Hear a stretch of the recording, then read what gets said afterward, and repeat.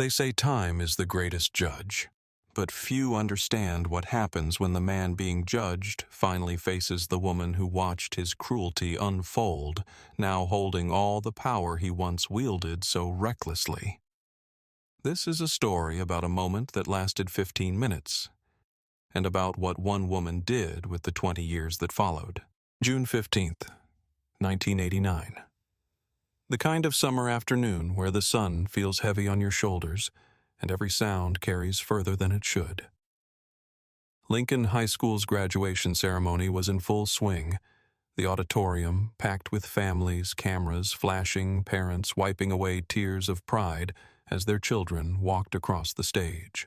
Marcus Wade sat among the graduating families with a pride that radiated from him like heat.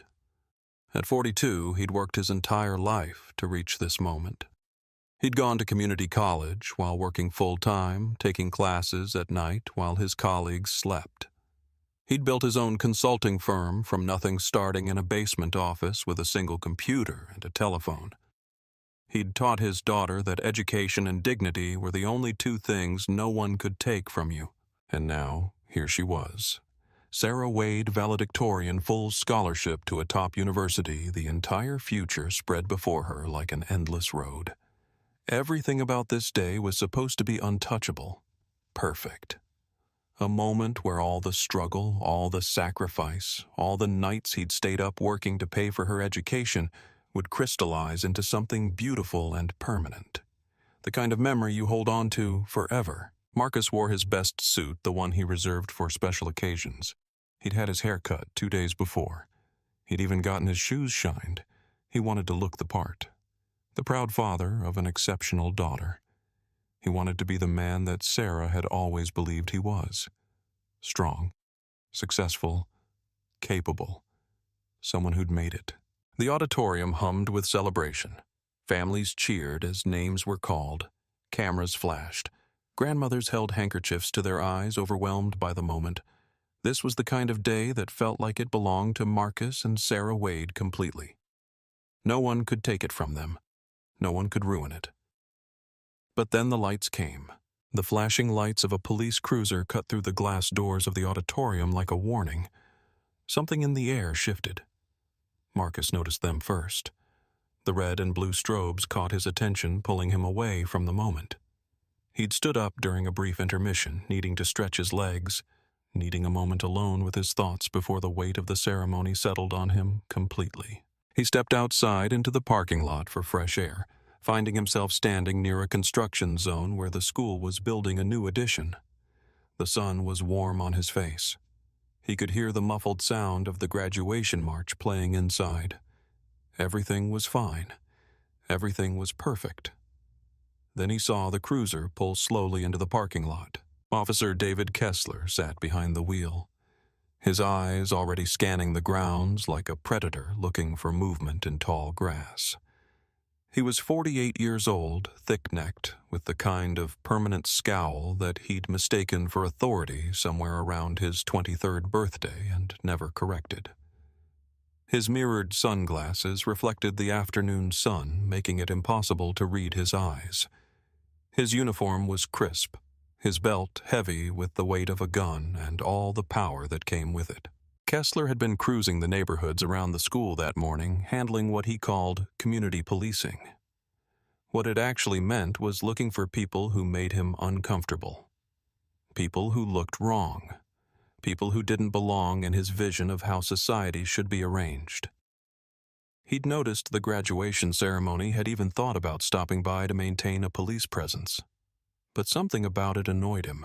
Too much joy, too much celebration, too many black families. When he saw Marcus standing near the construction area at the edge of the parking lot, something inside Kessler ignited. A black man in a suit, checking his phone, in a restricted zone. It was the kind of scenario that made Kessler's blood pump faster, not because there was actual danger, but because it gave him permission to do what he loved most, assert his dominance over someone who couldn't fight back. Kessler's breathing changed. His hand instinctively moved to his belt, not reaching for his weapon, but close enough. The move was calculated. It was meant to be seen. It was meant to communicate before he'd even opened his mouth. I have power here, and you don't. He pulled his cruiser forward, positioning it in a way that would block Marcus's path. He didn't rush. He was enjoying this already, the anticipation of what he would do, how he would assert control. Hey, what are you doing back here? Kessler's voice was loud, designed to carry to anyone nearby, designed to establish dominance before a single word of explanation could be offered. This is a restricted zone. Marcus turned, and for a moment there was confusion on his face. He'd done nothing wrong. He knew he'd done nothing wrong. He had every right to be here. He was a parent at the graduation, standing in a parking lot that wasn't actually restricted, just designated for staff vehicles. But more than that, he'd been a black man in America for 42 years. He knew what this was. Officer Marcus said, his voice immediately shifting to the careful, respectful tone that black men learn to use around police before they're even teenagers. The placating tone, the careful tone. I'm just stepping outside during the ceremony. My daughter is graduating today. I'm a parent here. For a moment, Kessler's face tightened. He didn't want an explanation. He wanted compliance. He wanted the kind of immediate submission that would let him feel like he was in complete control. When Marcus offered a reasonable explanation instead, it felt like defiance. ID, now Kessler said. His voice had taken on a sharper edge. And I don't care if you're the president. You're in a restricted zone. Marcus produced his wallet with deliberate slowness, making sure his movements were visible, making sure Kessler wouldn't interpret them as threatening. His driver's license showed his name, his address, his clean record. Everything about him was legitimate. Everything about him was exactly what he claimed to be. A successful businessman, a father, someone without even a traffic violation. It didn't matter. Kessler looked at the ID, then looked at Marcus. And what he saw was not a man. What he saw was a problem that needed solving. A black man with money wearing an expensive suit standing where Kessler had decided he shouldn't be standing. Kessler had learned a long time ago that the uniform gave him the right to make those decisions. And he'd learned that there were rarely consequences. You match a description from a robbery 2 blocks away, Kessler said. The description was intentionally vague. Marcus was a man. He was black. He was wearing a suit. That apparently was enough. Marcus's stomach tightened. He'd been here before. Not literally, but in the kind of encounter that black men know all too well. The kind where you realize that your credentials don't matter, that your success doesn't protect you, that a badge can override everything you've accomplished. He'd taught Sarah how to navigate these moments. Stay calm. Don't argue. Don't move suddenly. Don't give them an excuse. But standing there in the parking lot of his daughter's graduation ceremony, Marcus felt the unfairness of it settle over him like a weight. Officer, I haven't been off this property. I've been inside the auditorium the entire time. I'm going to need to do a search. Kessler interrupted. He was already unbuckling his belt, already setting himself up for what he wanted to do. His hand moved toward his radio with practiced ease. Dispatch. I've got a suspicious person at Lincoln High School. Request backup for a search. The call was unnecessary. There was no real threat. But Kessler wanted witnesses. He wanted an audience. He wanted other officers to see him in control. Because control was the only thing that made him feel real. Inside the auditorium, Sarah was waiting to graduate. She was standing backstage with the other honors students, her graduation gown hanging loosely around her shoulders, her heart racing with the kind of nervous energy that comes before a major life moment. She was thinking about her speech. She was thinking about her future. She was thinking about how her father had believed in her, even when she didn't believe in herself. She was thinking about how proud he'd looked when she'd found out about the scholarship. Then she heard the sirens. The sound cut through the auditorium like a knife. For a moment, everyone froze. People looked at each other with confusion. Was there a fire alarm? Had something happened? Sarah's first instinct was fear, the kind of primal fear that comes when something disrupts the normal order of things. Then she saw the flashing lights through the glass doors, and she recognized the silhouette outside, her father, being patted down. The world seemed to slow down. Sarah watched from the edge of the stage, her body going completely still. She watched as her father, the man who had taught her about dignity, about respect, about never accepting less than what she deserved, stood with his hands pressed against his body while a white police officer ran his hands over his suit jacket. Teachers noticed, parents noticed, other students noticed, and they all stared. Some with confusion, some with discomfort, some with the kind of recognition that comes from seeing a pattern you know too well. Sarah felt her hands go cold. The rest of the world seemed to fade away. There was only the sight of her father being searched, being humiliated, being treated like a criminal for the crime of standing in a parking lot during her graduation ceremony.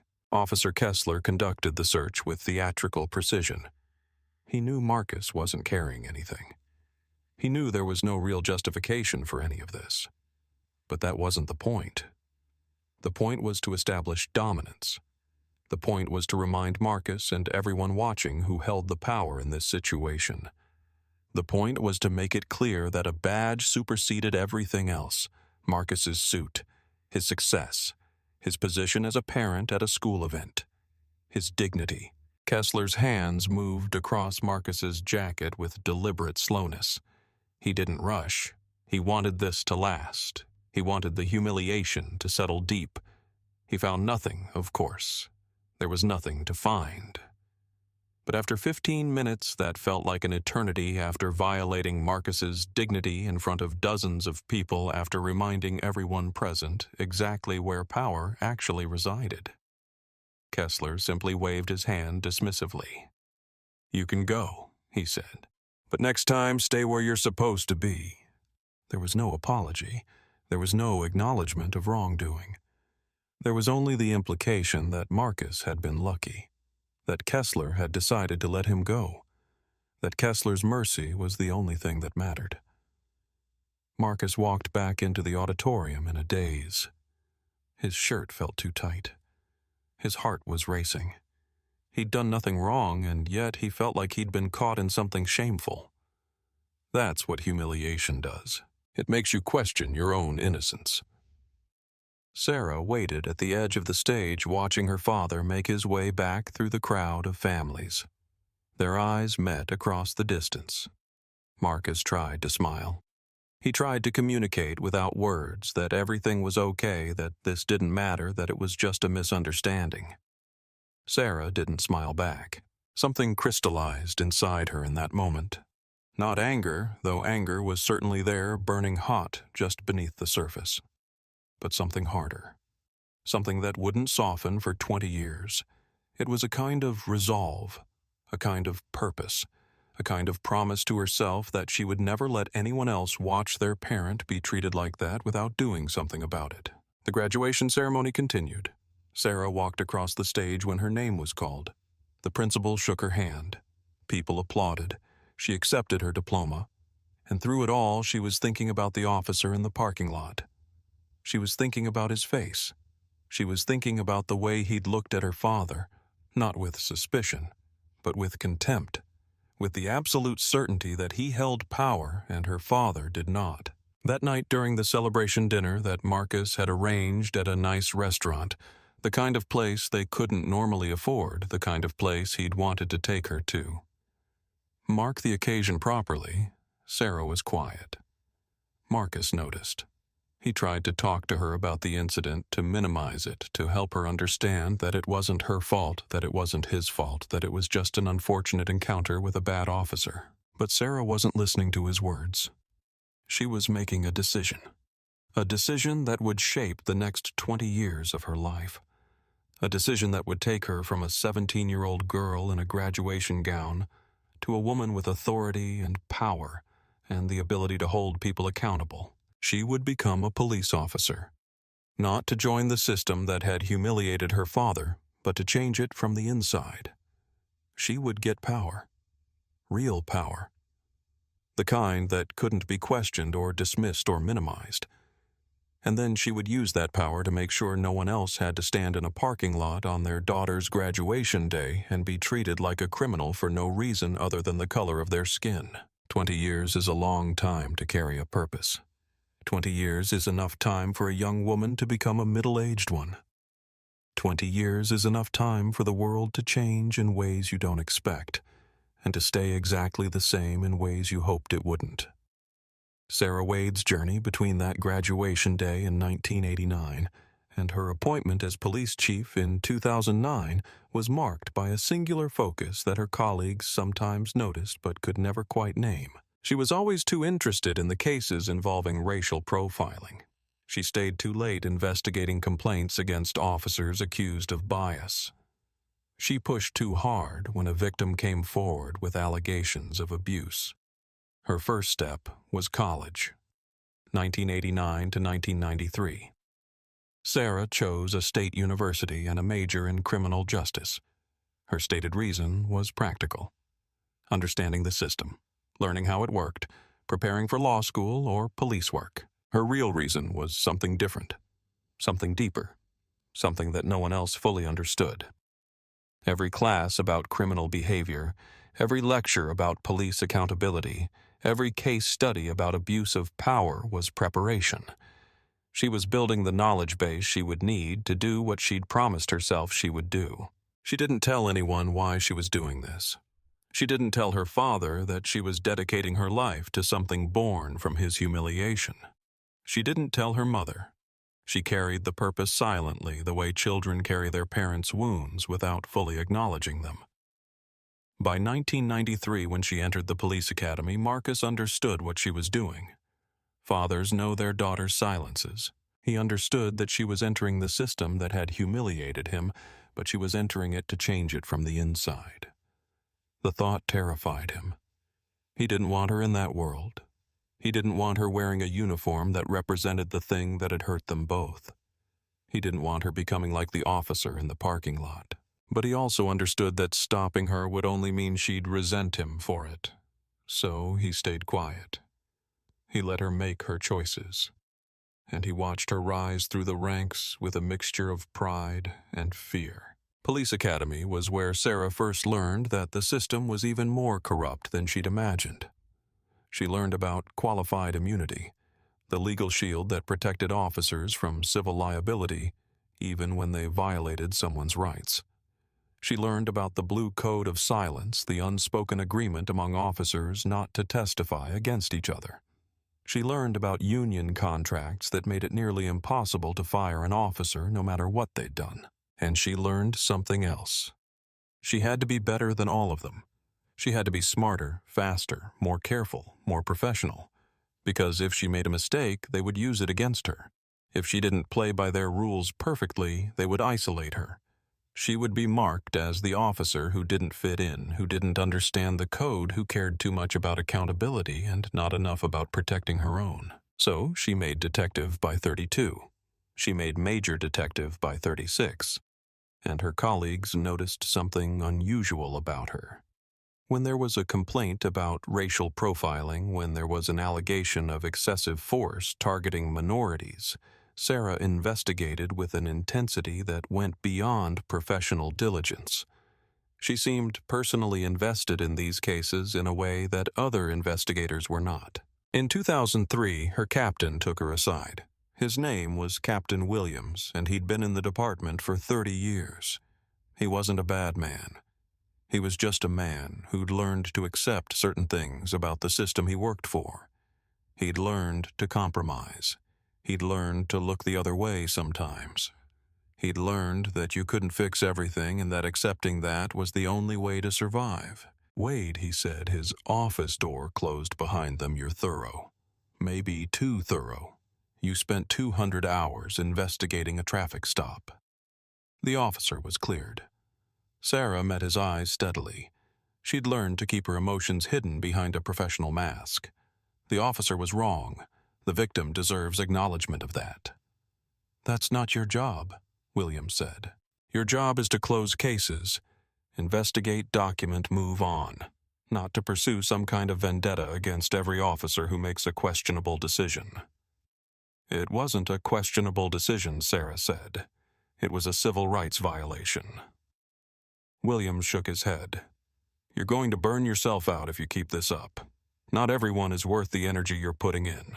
Sarah walked away from that conversation knowing that Williams didn't understand. And she was okay with that. She didn't need him to understand. She just needed to keep building power, keep rising through the ranks until she had enough authority that no one could dismiss her. Until she had the ability to investigate anyone she wanted to investigate regardless of how many hours it took, regardless of what anyone else thought about her dedication. She thought about her father sometimes during those years. She thought about him almost every day, actually, though she never let on. She thought about how he'd been humiliated. She thought about how that humiliation had shaped her entire adult life. She thought about the fact that she was essentially living her whole existence in response to 15 minutes in a parking lot in 1989. But she never spoke about it. She never mentioned Officer Kessler. She never told anyone why she cared so much about cases involving racial profiling. She just kept working. She just kept pushing. She just kept reminding herself that one day she would have the power to do something about it. Meanwhile, her father's health was declining. Marcus was a man who'd spent 40 years running towards something.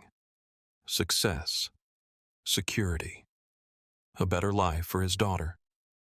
He'd started with nothing and built something real. He'd worked every day. He'd missed some of Sarah's school events because of work. He'd sacrificed time with his family for the opportunity to provide for them. And then one day, somewhere in his mid-50s, his body decided it was tired. His blood pressure went up. His cholesterol numbers became concerning. His doctor told him to slow down to manage his stress, to take better care of himself. But Marcus couldn't slow down, because he was terrified of what would happen if he did. If he stopped working, if he stopped pushing, what would be left? He'd spent 20 years watching his daughter dedicate her life to something born from that single traumatic moment in a parking lot.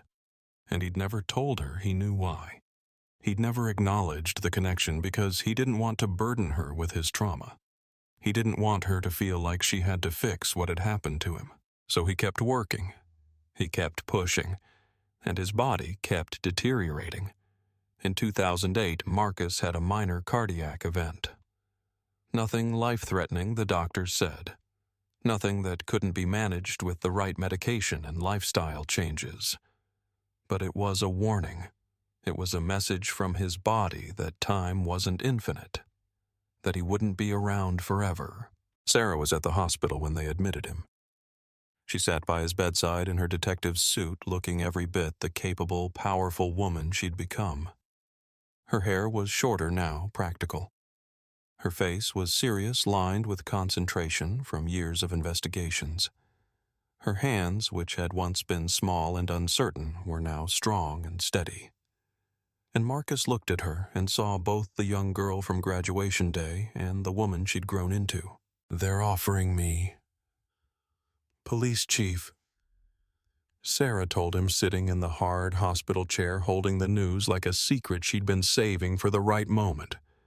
"The mayor personally asked me to apply. The department wants me to interview for the position." Marcus didn't need her to explain. He understood immediately. After 20 years of working toward it, after making sure she had the credentials and the respect and the political backing, Sarah had the opportunity to reach the top. She would be the youngest police chief in the department's history. The first female police chief. The first black police chief in a department that had for decades been dominated by white men. She would have power.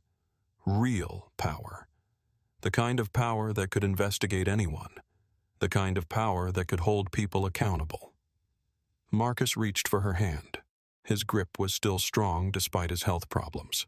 "I'm proud of you," he said. And he meant it completely. But he also felt the weight of everything that had led to this moment. He understood that his daughter's entire career had been shaped by a 15-minute encounter in a parking lot. And he wasn't sure if that was beautiful or tragic. Maybe it was both. "Thank you," Sarah said. And she squeezed his hand back. Sarah was sworn in as police chief on September 1st, 2009.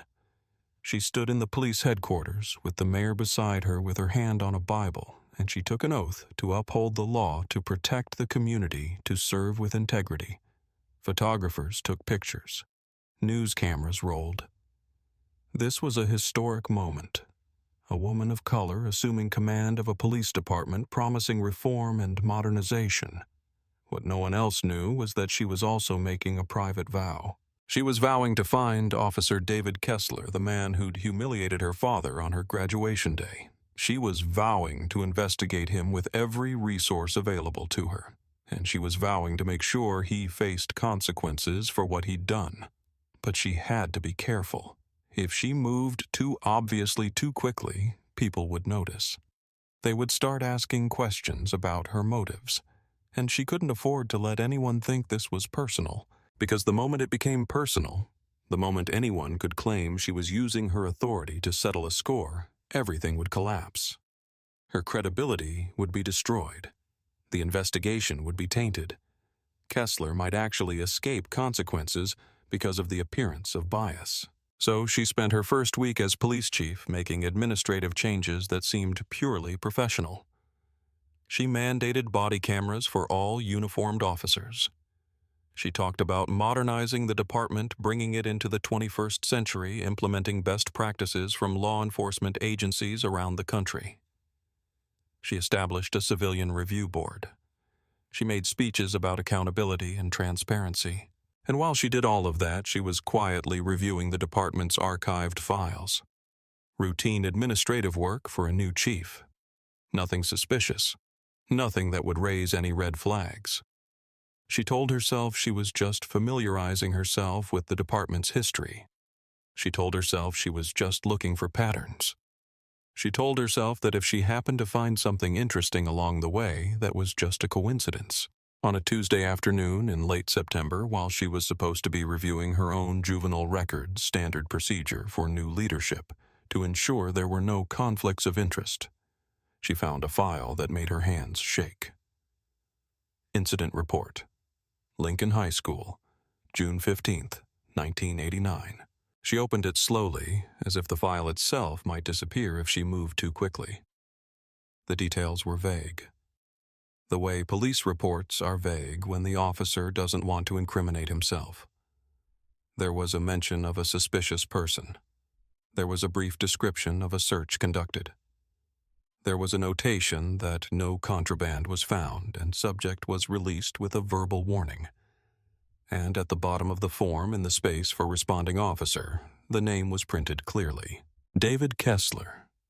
Sarah read the name 3 times, then 4, then 5. Her heart was racing. Her hands were shaking. 20 years of searching. 20 years of vague hoping. 20 years of working toward a moment she couldn't quite articulate. And she'd found him. He was still in the department. He was a lieutenant now. He was training other officers. He was part of the system that had protected him for 20 years, enabling him to continue his abuses of power unchecked. Sarah closed the file and sat back in her chair. She took a deep breath. She reminded herself to be calm. She reminded herself to be careful. She reminded herself that this was just the beginning. Finding him was only the first step. Now she had to be strategic.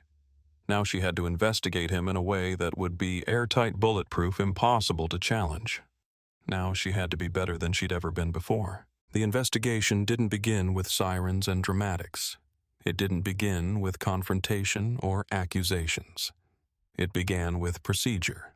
It began with the mandate for body cameras, which seemed like a reasonable modernization of police practices, but was actually the foundation of Sarah's entire plan. Body cameras create evidence. They create an objective record of what actually happens, independent of what officers claim happened.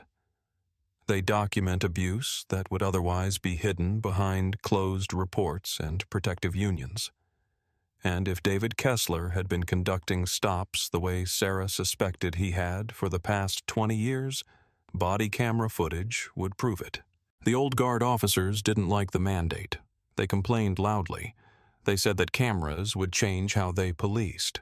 They claimed it would make officers afraid to do their jobs effectively. They went to the police union with their complaints, and the union filed grievances, and there were meetings and discussions and debates. But Sarah held firm. She remained professional. She remained calm.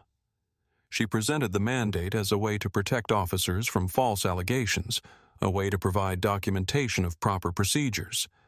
She spoke about transparency and accountability and the importance of maintaining public trust.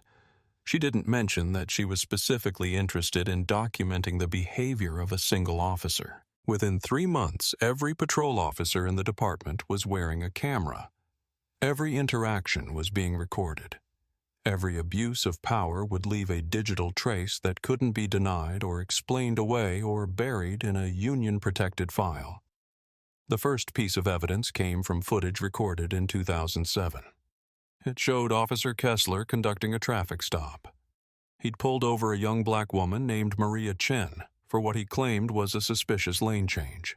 When Sarah reviewed the footage, her stomach tightened. The body camera showed no lane change. It showed Maria driving perfectly smoothly, making normal turns, obeying traffic laws. But Kessler stopped her anyway. In the footage, Sarah could see Kessler's methodology with complete clarity. He approached the vehicle with his hand near his belt, establishing dominance before he even spoke. He demanded her license and registration, his voice authoritative and sharp.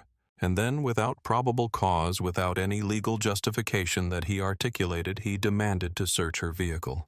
Maria asked why. It was a reasonable question. Officers are supposed to have probable cause before conducting a search. They're supposed to have some legal justification for violating someone's privacy and safety. Kessler's response was simple and devastating. Because I said so. Those 4 words. That was all the justification he offered. Those 4 words made clear that Kessler didn't believe he needed to follow the same rules as other people. Those 4 words showed that he believed his badge gave him the right to do whatever he wanted. Maria submitted to the search. She had no choice, really. You don't argue with a police officer when you're a black woman alone on the side of the road. You don't risk the situation escalating. You comply and hope that it ends quickly. The search found nothing. Maria was released.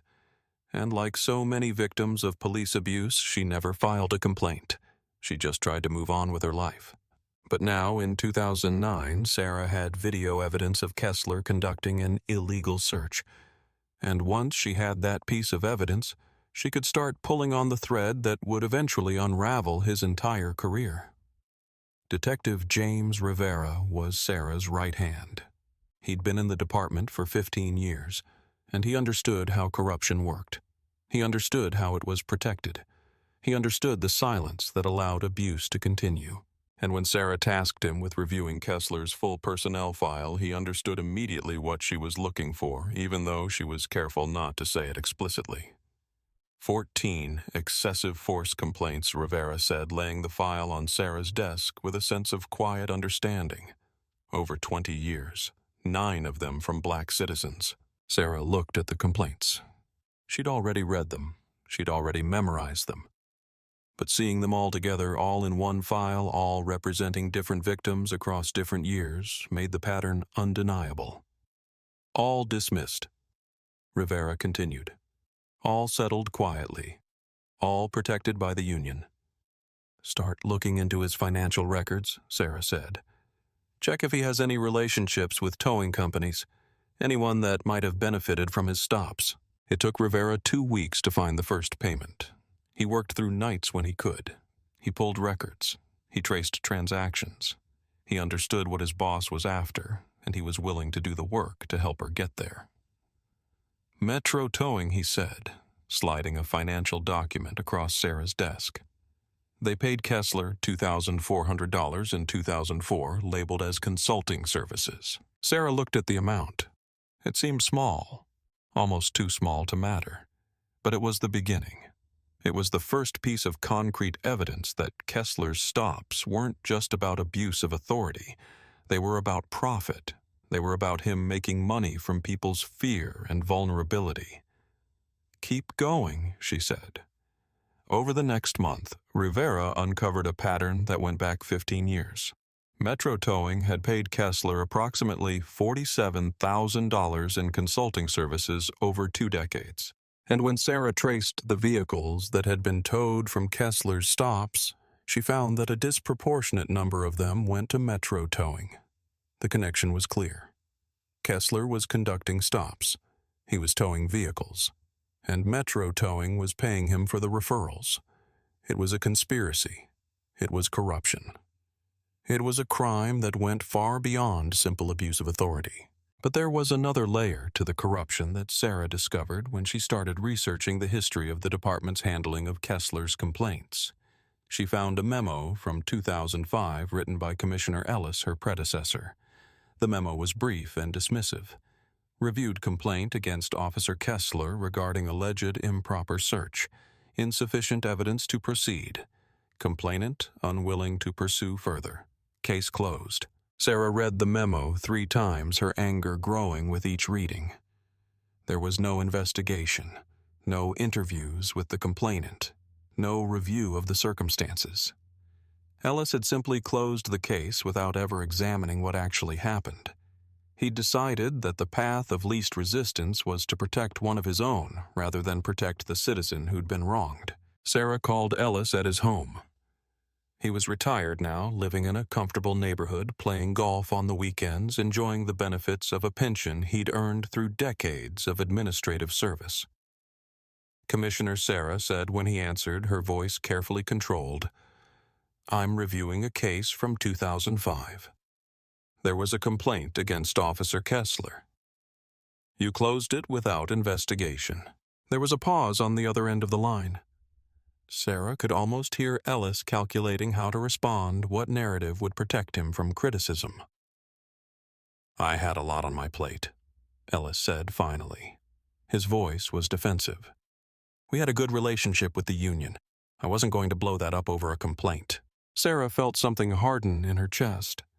It was one thing to suspect that the system was corrupt. It was another to hear a retired commander admit that he'd deliberately chosen not to investigate a complaint because it might upset the union. That complaint deserved investigation, Sarah said. A victim came forward. You had a responsibility to listen, Chief Wade Ellis said, and his tone had changed. It had become condescending the way older men talk to younger women when they think they know better. I did what I thought was best for the department. Sometimes you have to make compromises. Not on constitutional rights, Sarah said. And she hung up. She understood now that the corruption ran deeper than just Kessler. It ran through the entire department. It was protected by commanders who decided that maintaining good relationships with the union was more important than protecting citizens. It was enabled by officers who stayed silent because they either supported what Kessler was doing or were afraid to challenge it. It was perpetuated by a system that had learned to protect its own above all else. Sarah decided to bring in the FBI. She met with federal prosecutors and presented her evidence. The body camera footage of Kessler conducting an illegal search. The financial records showing payments from Metro Towing. The pattern of complaints spanning 2 decades. The memo showing that her predecessor had deliberately avoided investigating his crimes. The text messages between Kessler and other officers discussing which neighborhoods had easy pickings. The federal prosecutors understood immediately that this was bigger than one corrupt cop. This was institutional corruption. This was the kind of thing that could result in federal charges, civil rights violations, bribery, mail fraud if any of the payments had moved through the mail. This was the kind of case that could result in prison time. The FBI opened a formal investigation. What Sarah didn't anticipate was the institutional pushback that would follow the moment word got out. And in a police department, word always gets out. Officers talk. Supervisors talk. Union representatives talk. By the time Sarah had officially notified Kessler that he was under investigation, half the department knew that the police chief was going after one of their own. Captain Victor Lang, the president of the police union, called Sarah into a meeting. He was a thick-shouldered man in his 50s, someone who'd spent his whole career protecting officers from accountability, and he wasn't about to stop now just because a young woman had taken over leadership of the department. Chief Wade. He said, his voice carrying the kind of authority that comes from decades of protecting his own. What you're doing looks personal. It looks like you have a vendetta against one of our officers. I have evidence, Sarah said calmly, refusing to be baited into an emotional response. I have video. I have financial records. I have multiple complaints spanning years. I have more than enough to justify an investigation. You have a black female chief investigating a white male officer, Lang said. You have a narrative that's going to look like discrimination no matter how much evidence you collect, and you have a union that's going to fight you every step of the way. Sarah understood the threat beneath his words. The union was powerful. The union protected officers. The union could make her investigation look biased and motivated by personal vengeance. The union could undermine her credibility, but she didn't back down. 2 days later, the mayor called her into his office. It was the kind of summons that made clear she was in trouble, that people in power were questioning her judgment. Sarah, he said, and the use of her first name instead of her title felt like a threat. I've been contacted by union leadership. They're concerned about your investigation. They're wondering if you have a personal motivation here. I have evidence, Sarah said. I'm not questioning the evidence the mayor said. I'm questioning whether you can investigate this objectively. Because if it comes out that you have personal reasons for going after Kessler, the whole thing gets thrown into question. Sarah felt the pressure closing in around her. She was the police chief, but she was also vulnerable. If she was perceived as using her authority for personal reasons, if anyone could make it look like she was abusing her power to settle a score, everything she'd built could collapse. I'm prepared to proceed, she said. The mayor leaned back in his chair. Then you need to be very careful. Because the union is threatening to block the budget approval. They're threatening to go to the media. And if this goes sideways, if this looks like a vendetta, I won't be able to protect you. But Sarah didn't slow down. If anything, the pressure made her move faster. She understood that she had a limited window of opportunity. She understood that if she hesitated, if she showed any sign of backing down, the union would use that weakness to destroy her. Kessler's realization came in stages. At first, when he was suspended from duty, he thought it was temporary. A misunderstanding. Something that would be cleared up quickly. The union representative assured him that they would fight the suspension, that Kessler had decades of service and a record of good work, and that the union would protect him. But then the investigation expanded. Then the FBI became involved. Then text messages from his phone were discovered. Conversations with other officers about the stops he was making, casual references to easy pickings when describing certain neighborhoods. References to soccer moms don't lawyer up. Evidence of his intentional targeting of specific communities. Kessler's confidence began to crack. By the second week of the investigation, his wife sat him down at the kitchen table and asked him directly, "Are you going to prison?" He didn't have a good answer. His attorney was vague about the charges, about the likelihood of conviction, about what federal prison actually meant. Kessler had spent 40 years operating under the assumption that his badge protected him. He'd learned that lesson early in his career. Officers protect their own. The union protects its members. The system protects people who are part of the system. But he was starting to understand that he might have been wrong about that. By the third week, his wife packed a bag and moved in with her mother. She didn't leave a note explaining her decision. She didn't need to. She'd realized that her husband was a criminal, that she'd been married to someone willing to abuse his power, and that she didn't want to be associated with his downfall. By the fourth week, Kessler was alone in his house watching body camera footage of himself conducting stops. He watched himself demand searches without cause. He watched himself file false reports about resistance that never happened. He watched himself lie repeatedly and methodically about what he'd actually done. And in that footage, he saw himself clearly for the first time. Not as a good cop with some mistakes, but as a corrupt officer who'd used his badge as a weapon, a predator who'd targeted vulnerable people, a man who'd built a career on the abuse of power. It broke something in him. The certainty that he was justified, the confidence that the system would protect him. The belief that what he'd done wasn't really that bad, that everyone did it, that he was just being a cop like any other cop. When his attorney presented him with the full scope of evidence, the body camera footage, the financial records, the text messages, the complaints spanning decades, Kessler asked to speak to federal prosecutors. His attorney tried to stop him. "We can negotiate. We can work out a deal." "I'm guilty," Kessler said. "I want to plead guilty." The confession, when it came, was thorough. Kessler admitted to targeting black citizens in his stops. He admitted to conducting searches without probable cause.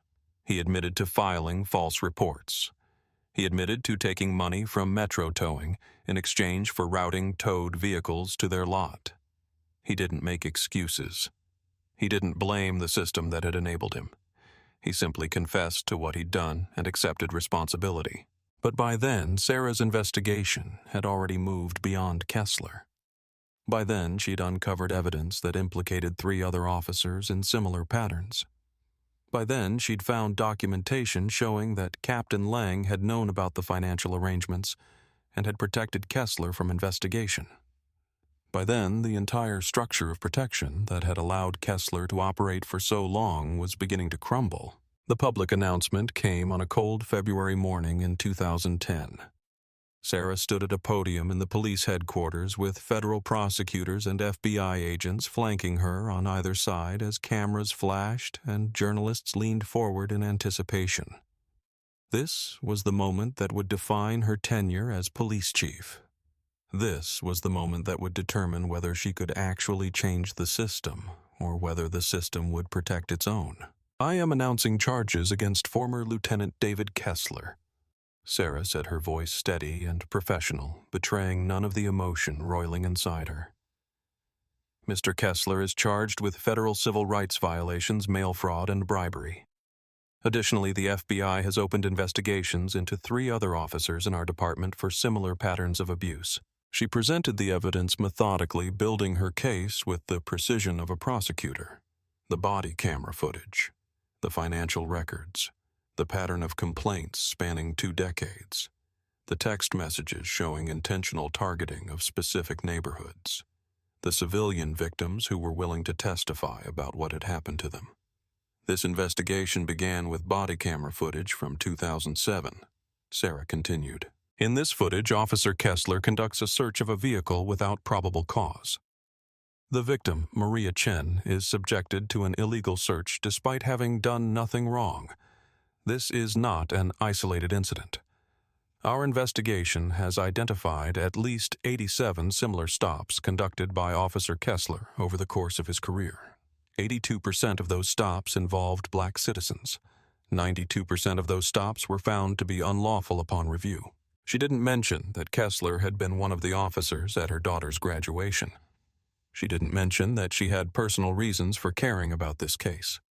She maintained perfect professional distance, even as her father sat somewhere in the audience, even as the man who'd humiliated him faced the consequences of his actions. To the citizens of this community who have been harmed by law enforcement, Sarah said, "We hear you, we see you, and this department is committed to rebuilding your trust through accountability and real change." The story went viral. Not in the way viral works now with social media and algorithms, but in the way news stories became dominant in 2010. Local media picked it up.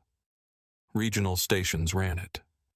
National outlets started covering the story of a black female police chief dismantling corruption in her own department. Some people praised her. Others, particularly officers in the Union, questioned her motives. They whispered that her investigation was personal, that she had something to prove, that she was using her authority as a weapon. But the evidence was undeniable. Kessler's attorney called 2 days after the announcement. The message was simple. His client wanted to plead guilty to all charges. The federal prosecutor assigned to the case, a woman named Patricia Wong, called Sarah with the news. "He's taking the plea," Wong said. "All charges. Federal civil rights violations, bribery, the whole package.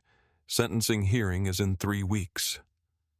Sarah felt something release inside her chest. It wasn't triumph. It wasn't satisfaction. It was more like completion, like an incomplete equation finally being solved, like a promise she'd made to herself 20 years ago finally being kept. But the moment of peace was brief. A week before the sentencing hearing, Sarah found herself in the courthouse hallway. She was walking toward the courtroom, prepared to attend as a witness if needed, when she saw him coming from the opposite direction. Kessler. He looked smaller than she remembered, diminished. The uniform was gone. The authority was gone. He was just a man now, a man facing federal prison, a man who'd lost everything because of his own choices. Their eyes met for the first time since that afternoon in the parking lot in 1989. 21 years. 2 decades. An entire lifetime separated by the space between them in a hallway. Kessler stopped walking. His attorney grabbed his arm, trying to pull him forward, but Kessler resisted. And in that moment, something passed between them. Recognition. Understanding. The moment when Kessler realized that the police chief who'd investigated him, the woman who'd dismantled his career, the one who'd held him accountable, was the girl from graduation. He understood in that moment that every choice he'd made, every person he'd hurt, every abuse he'd perpetrated had led to this point. He understood that a moment of cruelty in a parking lot had shaped an entire woman's life. And that woman had used that shaped life to bring him to justice. She'd transformed her trauma into power, and her power into accountability. Sarah didn't confront him. She didn't say anything. She simply looked at him with complete professional detachment and walked past him into the courtroom. But her hands were shaking. The sentencing hearing was packed. Citizens and journalists filled the courtroom. Sarah sat in uniform in the back, observing as federal prosecutors presented their case, as victim after victim came forward to speak about what Kessler had done to them. Maria Chen described the terror of that traffic stop. "I was alone on the side of the road," she said, her voice steady but pained. "He was an armed authority figure in a position of power. I didn't feel like I had a choice. I didn't feel like I could say no. I just submitted to whatever he wanted and hoped it would end quickly." Other victims followed. A young black man who'd been stopped 17 times in 5 years. A woman who'd been searched during her lunch break had missed her shift and was fired from her job because of repeated police harassment. A teenager who developed such severe anxiety about police interactions that he couldn't leave his house. The testimony painted a picture of abuse, of power wielded without accountability, of a community that had suffered under the authority of one man for 2 decades. And then Marcus Wade was called to testify. Sarah's father walked slowly to the witness stand. He was visibly aging now, thinner than he'd been moving, with the careful deliberation of someone whose body no longer cooperated with his intentions. But when he was sworn in, when he met the judge's eyes, there was a dignity in him that was unmistakable. On June 15, 1989, Marcus said I was attending my daughter's high school graduation. It was supposed to be one of the proudest moments of my life. I stepped outside during the ceremony for fresh air. I was standing in the parking lot when Officer Kessler approached me. He described the encounter as he remembered it. Not with anger, not with accusations, but simply with the facts. He'd been searched without cause. He'd been humiliated in front of families and teachers. He'd been treated like a criminal for no reason other than his appearance. The worst part wasn't what he did to me, Marcus said. His voice cracked slightly. The worst part was my daughter watching it happen. I watched her face change. I watched something harden in her that I'd spent 17 years protecting her from. I watched her understand that being her father's son, achieving her goals, wearing the right clothes, none of those things protect you from the abuse of authority. Sarah felt tears start to come and pushed them back. Not here, not now. She had to maintain her professional composure. I don't know who Officer Kessler is today, Marcus continued. I don't know if he's truly changed or if he's just afraid of consequences. But what I do know is that he took something from my family that day. He took my daughter's innocence. He made her understand that talent and education and dignity, none of those things protect you from the abuse of power, and I'm glad he's being held accountable. Because maybe that will mean the next black father won't have to watch his child's graduation day be ruined by an officer who thinks his badge gives him the right to do whatever he wants. When Marcus finished, even Kessler's attorney didn't cross-examine. What would be the point? The truth was clear. Then, unexpectedly, the judge looked toward Sarah. Chief Wade, would you like to make a statement? Sarah's attorney had advised against it. Appearing too invested, too emotionally involved, could undermine her credibility as an investigator. It could make it look like the investigation was personal, rather than professional. Sarah stood anyway. She walked to the front of the courtroom and was sworn in. Then, under oath, she said something she'd never said publicly before. I am not impartial in this case, she said. Her voice was clear and steady. Officer David Kessler humiliated my father when I was 17 years old. I watched him treat my father like a criminal for no reason other than his race. That moment shaped everything about who I became and why I became a police officer. The courtroom went silent. Journalists were frantically taking notes. This was the story they'd suspected all along, now confirmed directly from the mouth of the police chief. My investigation of Officer Kessler Sarah continued is motivated by personal experience, but the evidence I collected is independent of that motivation. The body camera footage is real, the financial records are real, the pattern of abuse is documented. None of that changes because my motivation is personal. She paused, choosing her next words carefully. The question the court must ask is not whether I'm biased, Sarah said. The question is whether the evidence is true, and the evidence is overwhelmingly true. Officer Kessler did target black citizens. Officer Kessler did conduct illegal searches. Officer Kessler did profit from his abuse of authority. That's not my personal opinion. That's documented fact. Sarah looked directly at the judge. I became a police officer because of what happened to my father, she said. I became a police chief because I wanted to make sure no one else had to experience that. And I'm okay if that motivation colors my work because it means I care deeply about getting this right.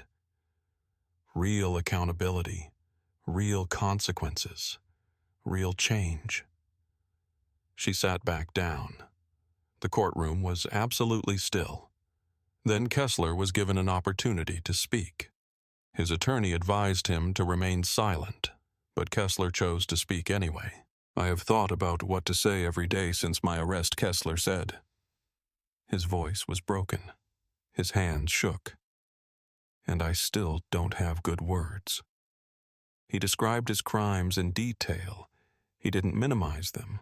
He didn't make excuses.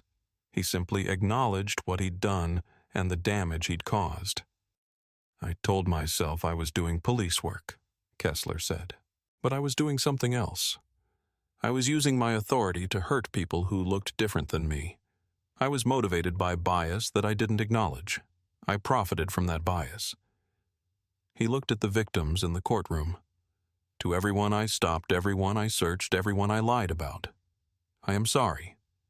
That word doesn't mean anything. I can't take back what I did, but I want to acknowledge it. I want to say clearly that what I did was wrong. He looked at Marcus. "Mr. Wade, I humiliated you in front of your daughter. I took a moment that should have been about celebrating her achievement and made it about my abuse of power. I can't apologize enough for that. But I want you to know that I understand now what I took from you, and I accept the consequences." The judge sentenced Kessler to 4 years in federal prison. Additional penalties included full restitution to his victims, a permanent ban from law enforcement, and the forfeiture of 85% of his pension. He would keep only 15%, about $8,000 annually, barely enough to survive. The gavel came down. The case was closed. After the hearing, Sarah stood outside the courthouse in her full dress uniform, surrounded by media requests and questions she didn't want to answer. She'd achieved what she'd set out to do. She'd found Kessler. She'd investigated him. She'd brought him to justice. She'd proven that even with all his protection, even with all the institutional support he'd received, accountability was still possible. So why did she feel so empty? She gave a brief statement to the media, thanked the federal prosecutors and FBI agents, and then she walked away from the courthouse toward the parking garage. She didn't run. She didn't hide. She simply moved with the kind of deliberate pace that communicated that she was done talking, that the performance was over. Her father was waiting for her in the garage. He'd left the courtroom during her testimony. The emotional weight of everything had become too much for his aging body. Sarah embraced him. For the first time since this whole investigation had started, she allowed herself to feel something other than professional composure. "You did the right thing," Marcus said. "Did I?" Sarah asked. "Or did I just use a badge to settle a score?" "Both," Marcus said, and he held her while she cried. And that's okay, because the score needed settling. The aftermath of the case expanded far beyond Kessler's sentencing. Sarah initiated a series of reforms that transformed the police department. The body camera footage that had been used against Kessler became standard evidence in officer review boards. The civilian oversight board that Sarah had established gained the power to subpoena officers and evidence. The corruption that had been allowed to flourish under previous leadership was exposed and addressed. 3 other officers were suspended pending investigation. 2 of them resigned before charges could be filed. The third fought his termination, but the documentation was too clear. Captain Victor Lang, the union president who'd fought Sarah's investigation with every tool available to him, resigned in disgrace. The revelation that he'd known about Kessler's corruption and had protected it anyway cost him his position and his credibility. Commissioner Ellis was not charged. The statute of limitations on his deliberate failure to investigate had passed, but he was publicly disgraced. The city council demanded a review of his tenure. The department's culture began to shift. The message was clear. Accountability was no longer negotiable. Years pass. People change. Systems transform. What was broken can sometimes be repaired, though the scars remain. Sarah Wade was promoted to State Police Commissioner in 2014, overseeing police reform across an entire state. In 2019, at 47 years old, she found herself standing in front of a new police academy graduating class. "When I was 17 years old," Sarah said to the young officers, "my father was humiliated by a police officer. I watched it happen, and something inside me crystallized. I became determined to change the system that had allowed it." The officers listened. "I became a police officer because of what happened to my father." Sarah continued, "I became a police chief because I wanted to make sure no one else had to experience that. Real accountability, real consequences, real change." She walked on, understanding finally that the girl who'd watched her father humiliated had grown into a woman who'd made sure no one else would have to stand in a parking lot and be treated like a criminal because of the color of their skin. And that was justice. If this story meant something to you, if you've ever witnessed injustice and wondered if one person could actually make a difference, subscribe our channel. Because change only comes when people refuse to look away. Your voice matters.